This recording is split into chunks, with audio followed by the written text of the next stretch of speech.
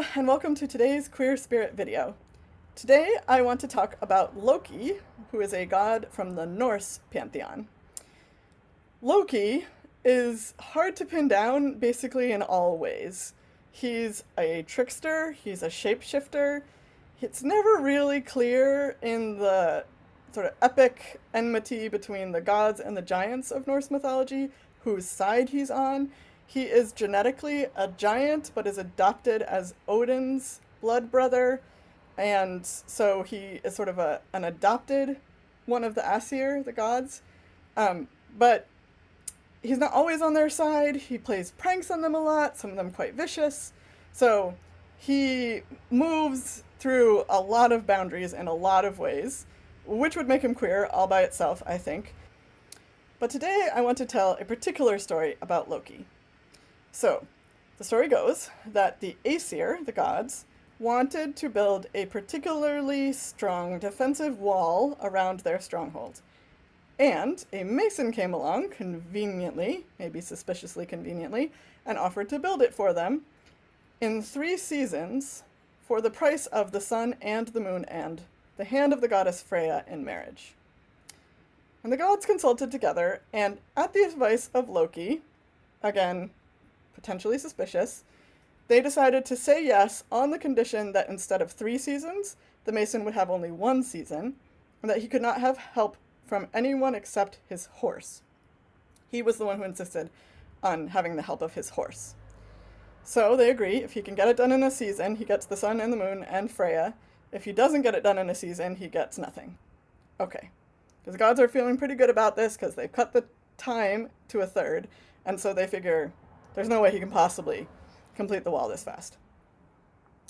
But it soon becomes apparent that that was maybe not a good bet, because that horse turns out to be ridiculously strong, can pull huge stones, lots of them at a time, very quickly, so that all the mason has to do is fit them into place.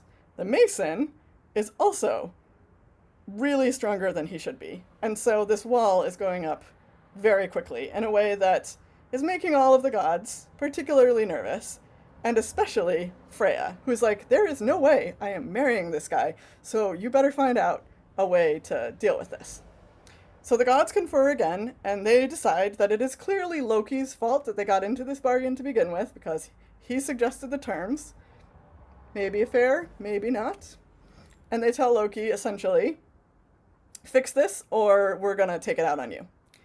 So Loki goes away to think of a plan. And the next day, which is nearly the last day of this project, Loki is gone, but out of the woods comes a mare, a female horse in heat, and the stallion horse of the mason goes completely berserk and chases the mare off into the woods. And thus the mason is not able to finish the wall because without his horse he can't move the stones fast enough. And so the Aesir have their almost completed wall, which they can finish themselves, without having to give anything up. And they are quite happy. They also discover that this mason was secretly a giant, one of their enemies, and so this was kind of all a setup from the beginning.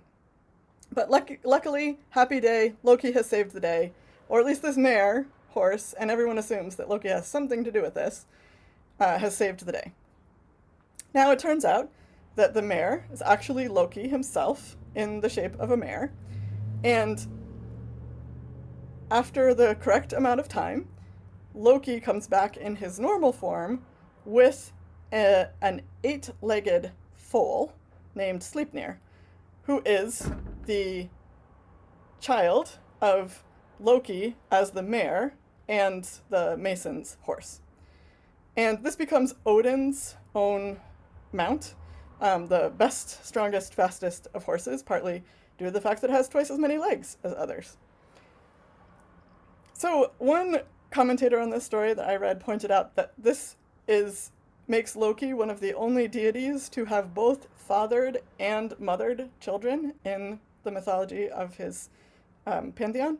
So we definitely have an example here of very fluid sex and gender, along with everything else about Loki that is super fluid.